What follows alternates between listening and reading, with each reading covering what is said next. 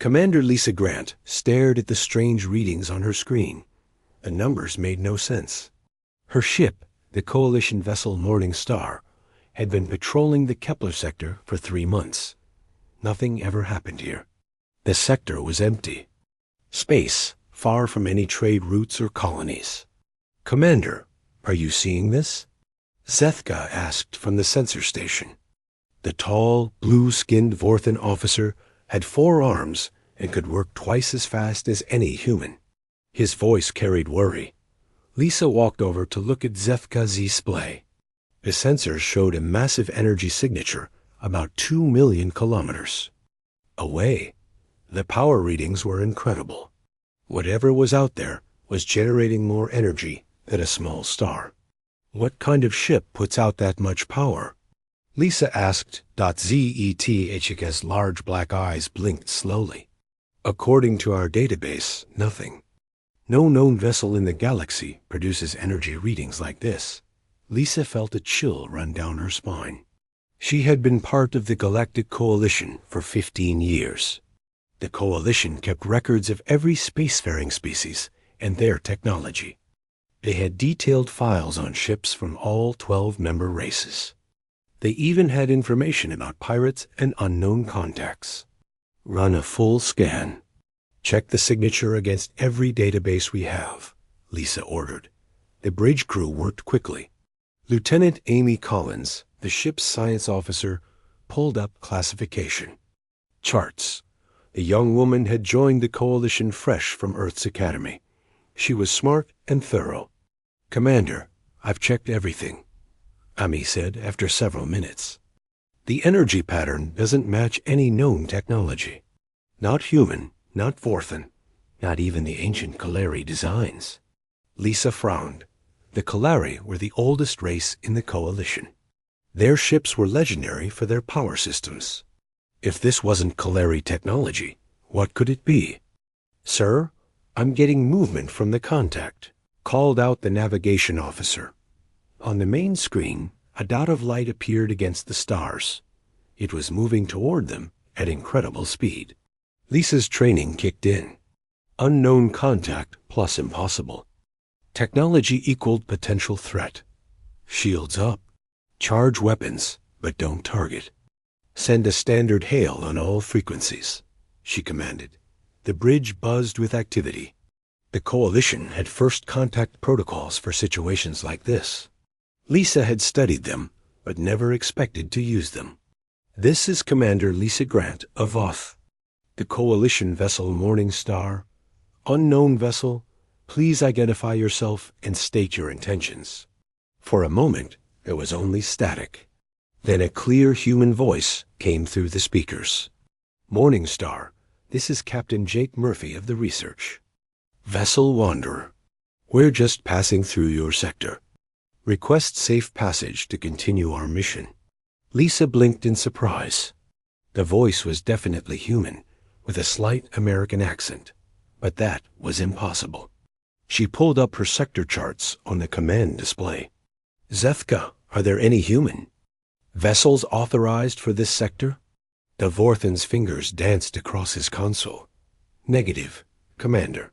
No human ships are scheduled to be within 50 light years of our position." Lisa opened a private channel to Jake Murphy. "Captain Murphy, our records show no human vessels authorized for this area. Please transmit your flight plan and clearance codes." There was a pause before Murphy replied. "Commander, I'm afraid we don't have standard clearance for this route. We're on a special research mission. I can provide limited details if necessary." The unknown ship was now visible on their sensors.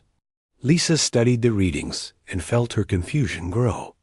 The vessel was huge, easily twice the size of her patrol ship.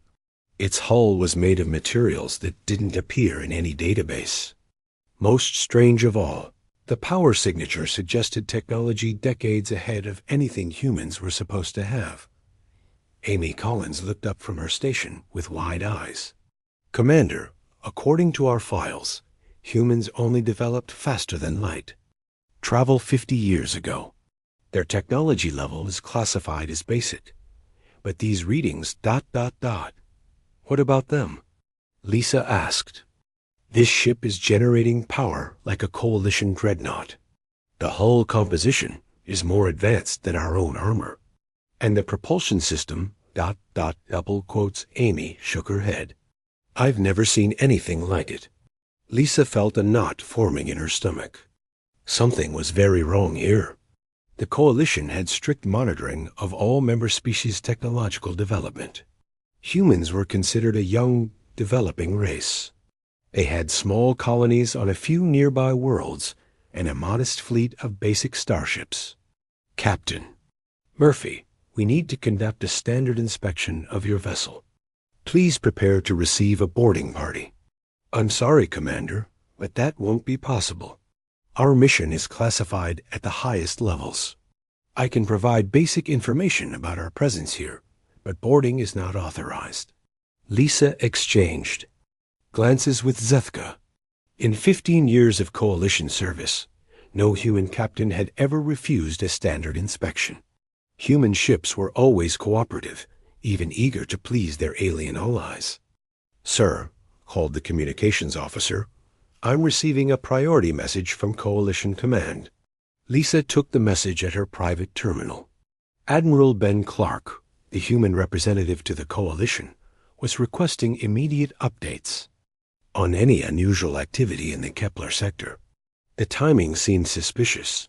She looked back at the mystery ship on her screen. The Wanderer hung in space like a metal giant, its hull gleaming with an almost mirror-like finish. No human ship she had ever seen looked like that. Zethka, pull up the registry for any ship named Wanderer. The Vorthan worked quickly, his 4 hands flying over multiple interfaces. After a few minutes, he looked up with surprise. Commander, there is a record of a ship called Wanderer. It was a human research vessel that disappeared 30 years ago. All hands were presumed lost. Lisa felt the blood drain from her face. She stared at the impossible ship on her screen. If the Wanderer had been lost for 30 years, who was Captain Jake Murphy? And how had a dead ship returned with technology? That shouldn't exist. The mystery deepened when her sensor officer reported something that made no sense at all. Commander, I've been analyzing the ship's hull. According to spectral analysis, that metal has been in space for at least 40 years. But humans didn't have interstellar travel 40 years ago. Lisa realized she was facing something unprecedented in Coalition history. A human ship that couldn't exist, with technology that was impossible, crewed by people who should be dead. She made a decision that would change everything. Send a message to Coalition Command. Tell them we have a Code 7 situation. Unknown technology of possible human origin. Request immediate backup and specialist team. As her communications officer sent the message, Lisa continued to stare at the Wanderer. Whatever secrets that ship carried, she was going to find out, even if it meant questioning everything the Coalition thought it knew about humanity. The stars seemed different now, full of mysteries and possibilities that scared her more than she wanted to admit. 3 hours later, Admiral Ben Clark arrived with 5 Coalition warships. Lisa had never seen the human admiral look so worried. His usually calm face showed stress lines as he studied the reports from the Morning Star. Commander Grant, maintain. Position but do not approach the unknown vessel, Clark ordered over the communication link. I'm taking personal command of this situation.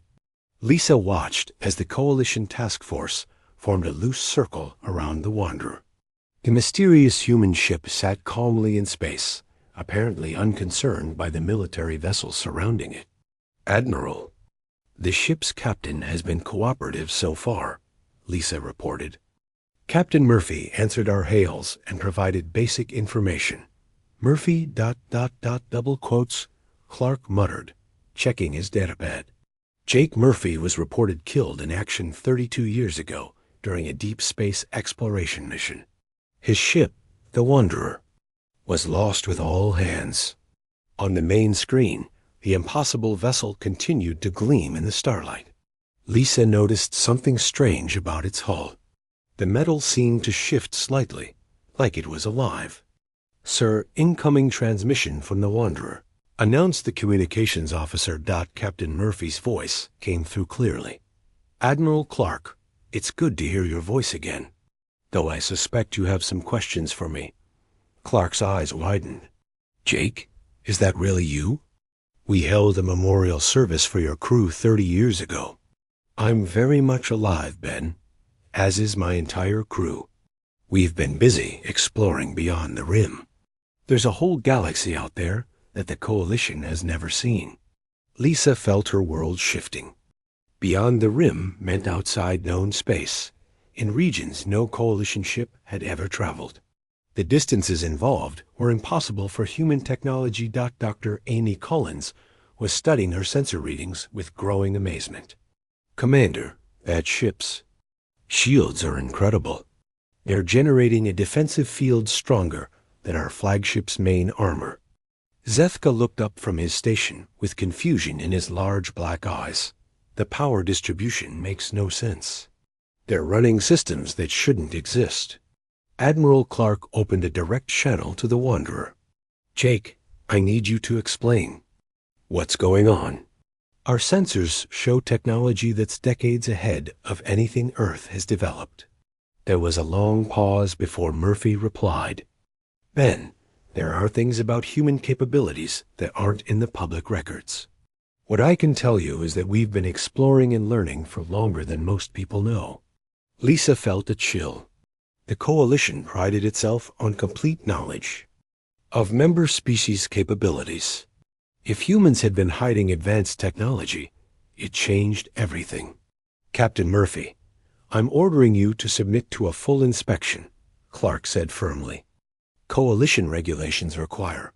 "I'm sorry, Admiral, but that's not possible. My mission parameters don't allow for outside inspection. However, I can demonstrate that we're not a threat."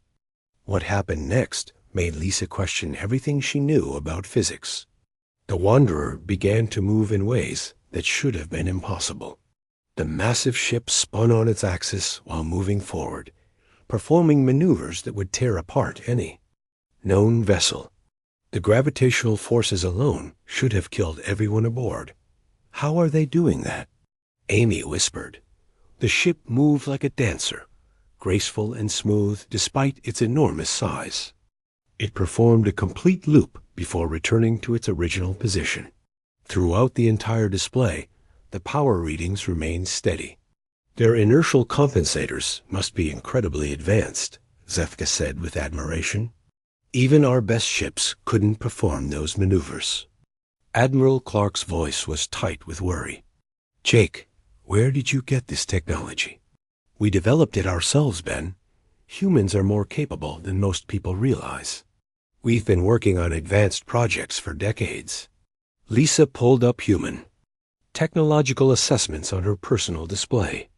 According to Coalition records, humans had basic fusion drives, simple energy weapons, and primitive shield systems.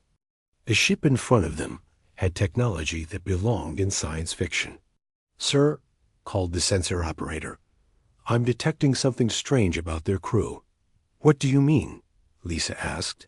"Life sign readings show human patterns, but there are anomalies. Some of the crew members show biological markers that suggest extreme longevity, as if they've been alive much longer than normal human lifespan allows." Lisa felt the mystery deepening. Not only did the humans have impossible technology, but their crew seemed to have extended lifespans. A new voice came over the communication system. It was a woman with a slight southern accent. "Admiral Clark, this is Dr. Tony Williams, Chief Science Officer of the Wanderer. I wanted to assure you that our intentions are peaceful." Clark checked his records quickly. Tony Williams died in the same incident as Captain Murphy. How is this possible? "Death was greatly exaggerated, Admiral. We've had some remarkable medical advances in recent years." Lisa noticed that Dr. Williams spoke casually about medical technology that could apparently bring people back from the dead or extend life indefinitely. Such advances would revolutionize the galaxy. Admiral, Lisa said on a private channel, we need to consider the implications. If humans have had this technology for 30 years, why haven't they shared it with the Coalition? Clark nodded grimly. He had been thinking the same thing. Another voice joined the conversation from the yaw. Wanderer. Admiral, this is Chief Engineer Rosa Martinez. I want you to know that all our systems are functioning normally. We're not experiencing any technical difficulties that would require assistance. Lisa quickly checked the files. Rosa Martinez had also been listed as killed in action 30 years ago. The entire crew of this supposedly lost ship was apparently alive and well. Rosa, according to our star charts, you've been in space for decades. How have you survived? Clark asked. We've established several supply stations in unexplored regions. The galaxy is much larger than the Coalition realizes. There are entire solar systems with habitable worlds that have never been catalogued. Lisa felt the ground shifting beneath her feet. If humans had been secretly exploring and colonizing for 30 years, the political implications were staggering. Zethka suddenly looked up with alarm. Commander, I'm detecting multiple energy signatures approaching from outside the system. On the tactical display, 3 more ships appeared. They had the same impossible energy signatures as the Wanderer. All were human vessels, but their designs were unlike anything in Coalition databases. Captain Murphy, are those your ships? Admiral Clark demanded. Affirmative, Admiral. I called for backup when your task force arrived. Standard security protocol. Lisa watched as the 3 newcomer ships took positions around the Coalition fleet.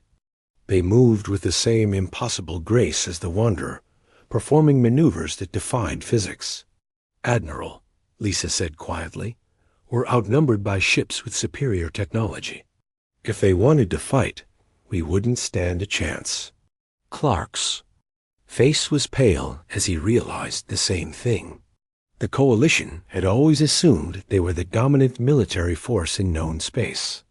Now they faced human vessels that could likely destroy the entire task force without effort. Jake, I think it's time for some honest conversation, Clark said. How many ships like yours exist? There was a pause before Murphy answered. More than you might expect, Ben. Humans have been busier than the Coalition realizes. Lisa stared at the 4 impossible ships surrounding them. Each one represented technology that shouldn't exist, crewed by people who should be dead, carrying secrets that could reshape galactic civilization. She realized that everything the Coalition thought it knew about humanity was wrong. The question now was whether this was the beginning of a new alliance or the end of the old one. The stars no longer seemed familiar. They had become a frontier full of mysteries that the Coalition was just beginning to understand. The tension in space grew thicker as more Coalition ships arrived. High Arbiter Kelenoff, the supreme commander of the Coalition fleet, came aboard Admiral Clark's flagship. The ancient alien leader had 6 legs and looked like a giant spider, but his mind was sharp as a blade. Lisa Grant was called to attend the emergency briefing. She had never been in the same room as the High Arbiter before. His presence was overwhelming, and his multiple eyes seemed to see everything at once. Admiral Clark, Kelenoff spoke in his clicking voice. Explain to me how humans have technology that our best scientists say is impossible. Clark looked uncomfortable.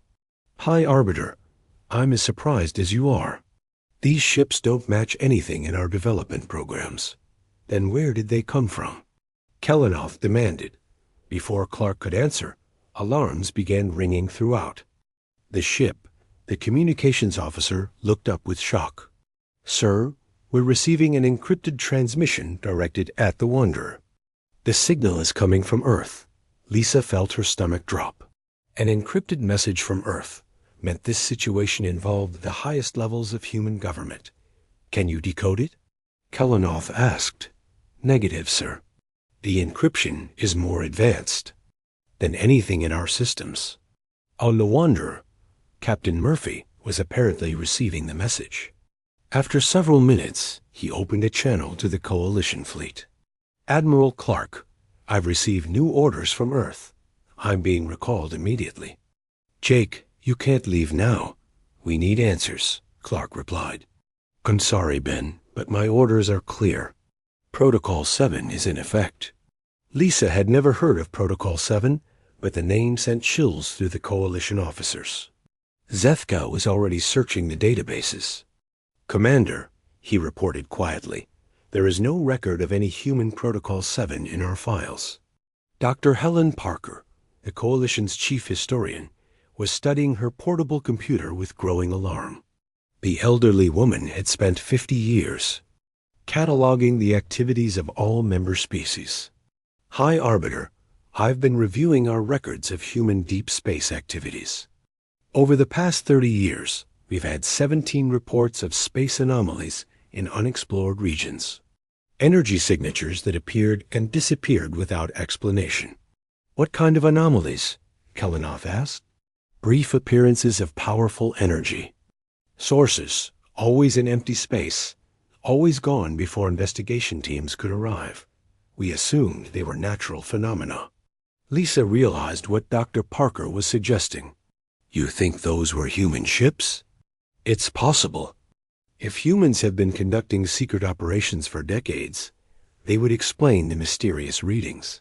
Captain Murphy's voice came over the communication system again. "Admiral, I'm prepared to share some information before I leave. It might help you understand the situation." "We're listening," Clark replied. "Earth has been running classified exploration programs since we achieved faster-than-light travel. The public development you see represents only a small portion of human capabilities." Lisa felt the ground shifting beneath her feet again. The Coalition based all their policies on complete knowledge of member species technology.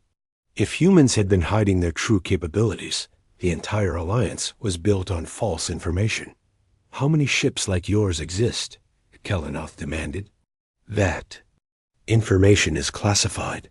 What I can tell you is that humanity has been preparing for challenges that the Coalition doesn't know about." "What kind of challenges?" Dr. Parker asked. Murphy was quiet for a long moment. "There are hostile forces in deep space. Species that make the Coalition's worst enemies look peaceful. We've been building defenses and gathering intelligence." Lieutenant Sam Brooks, the Wanderer's security officer, added his voice to the conversation. "We've encountered at least 3 alien species that aren't in Coalition databases. 2 of them were definitely hostile." Lisa exchanged glances with Amy Collins. The young science officer looked pale as she realized the implications. "You mean there are intelligent species out there that we don't know about?" Amy asked. "The galaxy is much larger than the Coalition realizes," Brooks replied. "And not all of its inhabitants are friendly." High Arbiter Kelenoff's multiple eyes focused intently on the communication display. "Are you saying humans have been fighting wars without informing the Coalition?" "We've been defending ourselves and gathering information. Some of our encounters have been peaceful, others." Murphy's voice trailed off. Dr. Tony Williams from the Wanderer spoke up. "High Arbiter, we've discovered solar systems with technology more advanced than anything the Coalition has ever seen. Some of it is abandoned, left behind by civilizations that disappeared millions of years ago." "Ancient technology?" Dr. Parker asked with excitement. The historian had spent her career looking for evidence of older civilizations. "More than ancient. We found structures that suggest galactic engineering projects. Entire star systems that were artificially constructed." Lisa felt her mind struggling to process this information. The Coalition had always assumed they were among the most advanced civilizations in the galaxy. The idea that there were far older, more powerful species was terrifying. Zethka looked up from his sensor station with worry. "High Arbiter, the Wanderer's escort ships are moving into departure formation."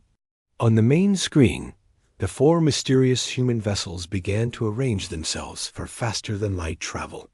Their movements were perfectly coordinated, like a dance performed by expert partners. "Jake, you can't leave without giving us more information," Clark pleaded.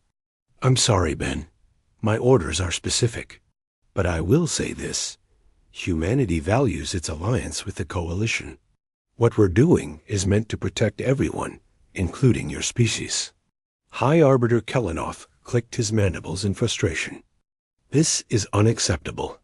The Coalition cannot function if member species hide their true capabilities." "With respect, High Arbiter," Murphy replied, "the Coalition has been functioning under incomplete information for decades. The question is whether you want to continue that way or learn the truth." "What truth?" Kellanoff demanded. "The truth about what's really out there in the dark, between the stars. The truth about threats that make your current enemies look like children. The truth about why humanity has been preparing for the worst while hoping for the best." Lisa realized they were facing a choice that would reshape the entire galaxy. The Coalition could continue believing they understood the universe, or they could accept that everything they thought they knew was wrong. Rosa Martinez's voice came through the communication system one last time. "High Arbiter, if you want answers, you need to talk to Earth directly. We're just the advanced scouts. Earth's government knows about your activities?" Clark asked. "Earth's government authorized our activities. The question is whether the Coalition is ready to learn what we've discovered."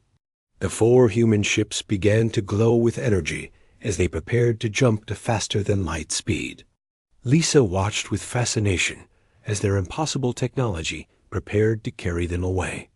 "Admiral," Murphy said, "tell Earth that the Coalition is asking questions.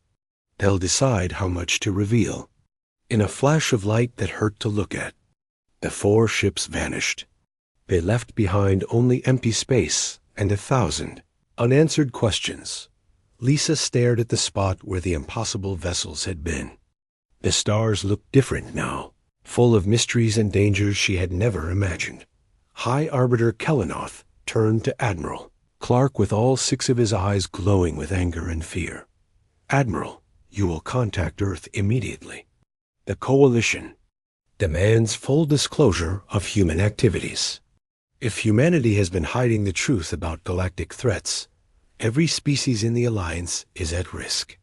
Lisa realized that the next few days would determine whether the Coalition survived this revelation, or fell apart under the weight of secrets too large to bear. 2 days later, the Coalition Council met in emergency session. Lisa Grant found herself standing in the great chamber on Coalition Station, watching as representatives from 12 species argued about humanity's secrets. Admiral Clark stood at the center of the chamber, looking older than Lisa had ever seen him. President Karen Davis appeared as a hologram from Earth, her image flickering slightly in the artificial gravity. "President Davis," High Arbiter Kellanoff began, his voice echoing through the chamber, "the Coalition demands an explanation for the unauthorized human activities in deep space." President Davis, a middle-aged woman with gray hair and tired eyes, looked directly at the Coalition's Supreme Commander. "High Arbiter, I'm prepared to share information that will change your understanding of galactic civilization." Crickstar, the Coalition's war strategist, spoke up. The lizard-like alien had been studying military reports for hours. "Madam President, our analysis shows at least 50 incidents over 30 years that can now be attributed to secret human operations. This represents a massive deception." "Not deception," Davis replied firmly. "Protection. The Coalition wasn't ready for the truth about what exists beyond your borders." Lisa watched as murmurs spread through the chamber. Representatives from different species whispered among themselves, their alien languages creating a symphony of worry. Dr. Helen Parker stepped forward with her datapad. "President Davis, we need specifics. How many human ships are operating in secret? What technologies have you developed? What threats have you encountered?" Davis took a deep breath before answering. Dr. Parker, I'm about to reveal the existence of Project Horizon. This program has been classified at the highest levels for 47 years. The chamber fell silent. Even the translation systems seemed to pause as every being focused on the president's words. Project Horizon began when humanity first achieved faster-than-light travel. Our long-range sensors detected energy signatures from distant galaxies. That suggested massive civilizations. We also found evidence of ancient battlefields spanning entire solar systems. Velthara, the ancient coalition archivist, spoke in her whispering voice. The old alien had been alive for over 300 years and had access to the deepest historical records. President Davis, are you suggesting that galactic wars have been fought on scales we never imagined? Yes, our exploration teams found the remains of starships larger than moons, weapons that could destroy star systems, and evidence of species that could move entire planets. Lisa felt her blood turn cold. The Coalition's most powerful weapons could barely crack a planet's surface. The idea of civilizations that could move worlds was beyond comprehension. Admiral Clark cleared his throat. Madam President, perhaps you should tell them about the colonies. Davis nodded grimly. Over the past 40 years, humanity has established 68 colonies beyond Coalition space. These worlds serve as early warning stations and research facilities. The chamber erupted in shocked voices. Representative after representative stood to demand explanations. How had humans colonized so many worlds without detection? Where had they found the resources? What were they researching? High Arbiter Kelwinoth's multiple eyes glowed with anger. This represents the largest secret colonization program in galactic history. How did you hide it from Coalition sensors? We developed stealth technology decades ago. Our ships can avoid detection by any known sensor system. Commander Rick Taylor, the Coalition's enforcement officer, stepped forward. Madam President, hiding colonial activities is a serious violation of Coalition law. Every member species must report new settlements. Avis's expression hardened. Commander, Coalition law assumes that member species are operating in safe space. Our colonies exist in regions where hostile forces are active. Full disclosure would have put every Coalition world at risk. Lisa realized what the president was implying. The secret human colonies weren't just research stations. They were military outposts positioned to defend against threats the Coalition didn't even know existed. What hostile forces? Crickstar demanded. Before Davis could answer, alarms began sounding throughout the chamber. The massive display screens showed multiple ships dropping out of faster-than-light travel near the station. Lisa recognized the energy signatures immediately. They were human vessels, but these were larger than the Wanderer. Much larger. A new voice came through the communication system. It was a woman with a confident tone and a slight accent Lisa couldn't identify. Coalition Station. This is first. Explorer Nina Rodriguez aboard the ship New Horizons. Requesting permission to dock for emergency consultation. Admiral Clark's eyes widened. Nina Rodriguez was reported killed 43 years ago during the first deep space exploration mission. Another ghost from the past, High Arbiter Kelwinoth muttered. On the display screens, Lisa could see the approaching human fleet. There were 27 ships, each one larger and more advanced than anything in Coalition records. Their hulls gleamed with the same impossible materials as the Wanderer. Permission granted, President Davis said. Nina, the Coalition is ready to hear the full truth. Within an hour, First Explorer Rodriguez stood in the council chamber. She was a tall woman with silver hair and eyes that seemed to have seen impossible things. Despite being supposedly dead for over 40 years, she looked no older than 50. High Arbiter, members of the Coalition, Rodriguez began. I represent the human deep space exploration fleet. We've been operating in distant regions for decades, and what we've found changes everything. She activated a holographic display that showed a three-dimensional map of the galaxy. Red dots marked locations where human ships had encountered hostile forces. These are confirmed enemy positions. Each red dot represents a hostile alien civilization that poses an immediate threat to all life in this galaxy. Lisa counted over 200 red dots scattered across the display. The closest ones were less than 50 light years from Coalition space. "Who are they?" Belthara whispered. "The most dangerous are called the Devourers. They consume entire worlds, leaving nothing but empty space. We've watched them destroy solar systems with billions of inhabitants." Dr. Parker studied the display with horror. "How long before they reach Coalition territory?" "Our estimates suggest between 50 and 100 years, depending on their expansion rate." Crickstar stepped forward, his military mind focusing on tactical details. "What kind of military force do they possess?" Rodriguez's expression grew grim. "Their smallest ships are larger than your dreadnoughts. Their battle fleets number in the thousands. They have weapons that can crack planets and technology that makes Coalition science look primitive. How have you been fighting them?" "High Arbiter Kelenoff asked. "We don't fight them directly.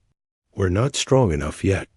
Instead, we've been gathering intelligence, building defenses, and preparing the galaxy for what's coming."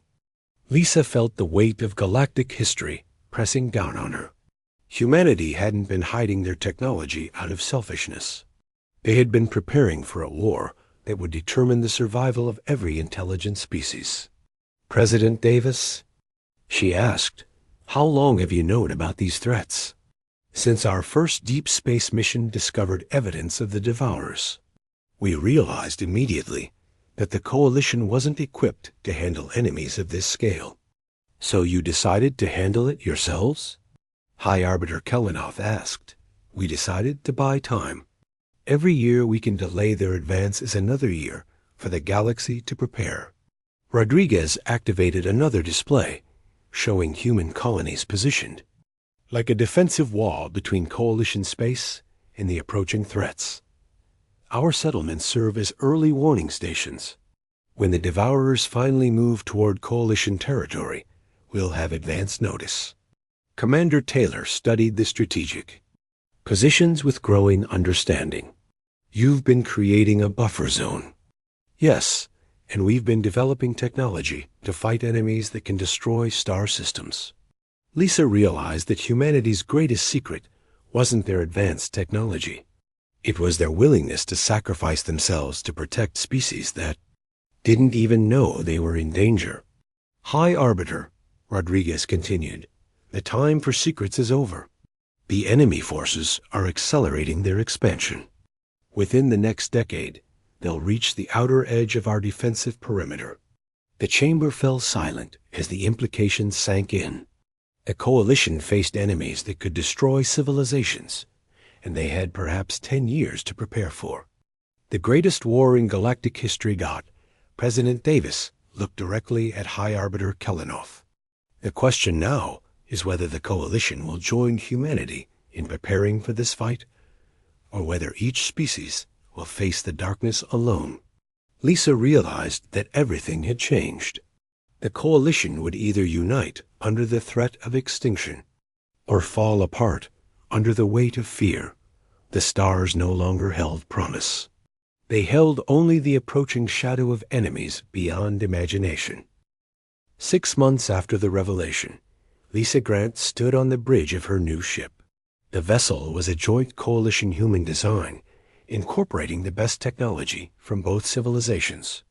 She wore the uniform of the newly formed Greater Galactic Alliance, which had replaced the old Coalition structure. The transformation had not been easy. 3 species had initially withdrawn from the Alliance, too frightened by the scope of the threats humanity had revealed. But as more evidence emerged, even the most skeptical races had returned to the table. "Commander Grant," called out Lieutenant Amy Collins from the science station, We're receiving a transmission from the advance fleet. Lisa smiled. Amy had volunteered for the dangerous mission to scout the outer defensive perimeter. The young woman had grown tremendously in confidence since their first encounter with the Wanderer. "Put it through," Lisa ordered. Captain Jake Murphy's familiar voice filled the bridge. He was now commanding a joint exploration fleet that included ships from 7 different species. "Morning Star, this is Captain Murphy aboard the Wanderer. We've completed our survey of the Kepler defense line. All stations are operational and fully staffed." Lisa felt pride at how far they had all come. The Kepler defense line was a series of fortified positions built with combined coalition and human technology. It represented the greatest construction project in galactic history. "Excellent work, Captain. Any sign of hostile activity?" "Negative. But our long-range sensors are detecting increased movement in Devourer territory." First Explorer Rodriguez was right about their expansion timeline. On the main display, Lisa could see the tactical situation. The human colonies had been officially recognized and integrated into the greater Galactic Alliance. What had once been secret outposts were now the first line of defense for every species in known space. Zefka, now serving as Lisa's first officer, looked up from his station. Gavorthan had eagerly embraced the new Alliance structure. "Commander, incoming message from Alliance Command." President Davis appeared on the screen, but she looked different now. The stress lines were gone, replaced by determined confidence. The burden of carrying humanity's secrets alone had been lifted. "Commander Grant, I wanted to personally thank you for your role in bringing our civilizations together. The integration process has exceeded all expectations." Lisa nodded respectfully. "Thank you, Madam President. It's been an honor to serve. I have some news that I think you'll find interesting. Our research teams have made a breakthrough in understanding the ancient records that Velfara discovered." Lisa remembered the old archivist's findings. Deep in the Coalition's historical databases, she had found references to an ancient war that had supposedly ended millions of years ago. What did they discover? Davis smiled for the first time Lisa could remember. The ancient records weren't talking about a war that ended. They were talking about a war that was paused. Paused?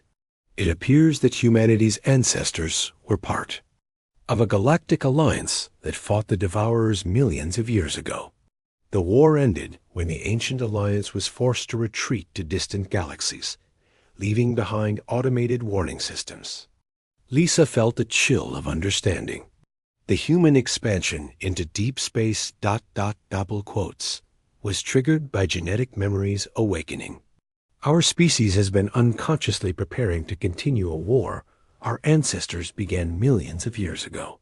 Amy Collins looked up from her science station with excitement. "Commander, if that's true, then humans might have inherited knowledge about fighting the Devourers." President Davis nodded. "Our researchers believe that's exactly what happened. Human intuition about defensive positions, technology development, even our expansion patterns, all follow strategies used by the ancient alliance." Lisa realized the implications were staggering. Humanity's secretive nature, their rapid technological development, even their willingness to sacrifice for other species, all made sense if they were carrying the genetic memory of an ancient war. "Madam President, does this mean we have access to ancient weapons and strategies?" "We're still learning, but initial findings are promising. The automated systems our ancestors left behind are starting to respond to human presence. We may have allies we never knew existed." A new voice joined the conversation. High Arbiter Kellenoth appeared on a secondary screen, his multiple eyes bright with hope. "Commander Grant, I wanted to add that the Greater Galactic Alliance has voted to fully integrate all human technology and resources. The defensive preparations are ahead of schedule." Lisa felt a wave of relief. The political crisis that had threatened to tear apart galactic civilization had instead brought species together in ways never before imagined. High Arbiter, what's the current status of our defensive capabilities? Better than we dared hope. Human stealth technology has been adapted for use by all Alliance species. Our combined fleets now number over 10,000 ships, with more under construction every day. Captain Murphy's voice came through the communication system again. Commander, you should know that we've made contact with other human colonies that were completely unknown, even to Earth. Some of them have been fighting the Devourers for centuries. Lisa's eyes widened. How many colonies are there? Current count is over 300 worlds, with populations totaling nearly 2 billion people.